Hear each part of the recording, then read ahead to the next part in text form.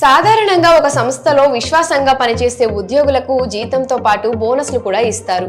ఎందుకంటే సంస్థలో పనిచేసే ఉద్యోగులు తమ పూర్తి శక్తి సామర్థ్యానికి అనుగుణంగా పనిచేస్తూ ఉంటారు.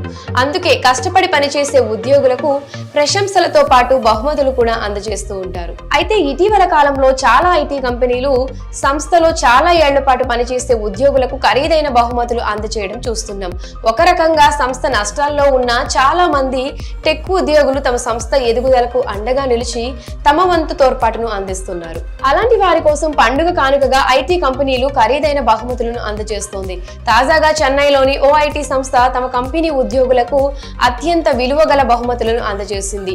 అదేమి చిన్న చితక బహుమతి కూడా కాదు. ఇంతకీ అదేంటో చూసేద్దాం. ఇటీవల కాలంలో ఐటీ కంపెనీలు తమ సంస్థలో పనిచేసే ఉద్యోగుల శ్రమను గుర్తించి వారికి తగిన బహుమతిని అందజేస్తున్నారు. ప్రతి సంవత్సరం పండుగల సీజన్ వచ్చిందంటే చాలు తమ ఉద్యోగులకు ఖరీదైన బహుమతులను అందించే వ్యాపార యజమానుల గురించి అనేక వార్తలు వినిపిస్తూనే ఉంటాయి.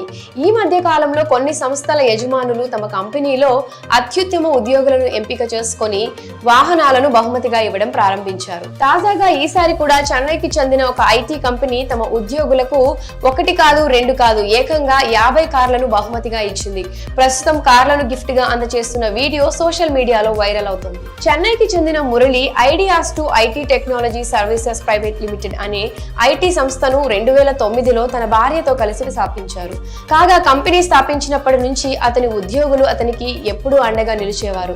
కంపెనీ కోసం ఎన్నో సవాళ్లు సైతం ఎదుర్కొని తనకు అత్యంత నమ్మకంగా ఉన్న ఉద్యోగులకు ఖరీదైన వస్తువులు బహుమతిగా ఇవ్వడం ద్వారా వారు మరింత ఉత్సాహంగా పనిచేస్తారని ఆ యజమాని ఎప్పుడూ చెబుతూ ఉండేవాడు. ఈ క్రమంలోనే కొంతమంది ఉద్యోగులకు 50 కార్లను ఇవ్వాలని నిర్ణయించుకున్నట్లు తెలిపారు. ప్రస్తుతం కంపెనీ షేర్లను కూడా ఉద్యోగుల పేరు మీద బదిలీ చేయాలని నిర్ణయించుకున్నట్లు మురళి తెలిపారు. అలాగే దీర్ఘకాలిక ఉద్యోగులకు 33% షేర్లను అందజేస్తున్నారు.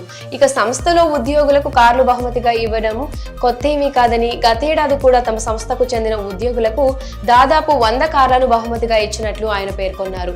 ఇలా కారును బహుమతిగా పొందిన చాలా మంది ఉద్యోగులు తమ జీవితంలో అదే మొదటిసారిగా కారును కలిగి ఉన్నారని, పైగా వారిలో చాలా మంది యువకులే ఉన్నారని ఆయన తెలిపారు.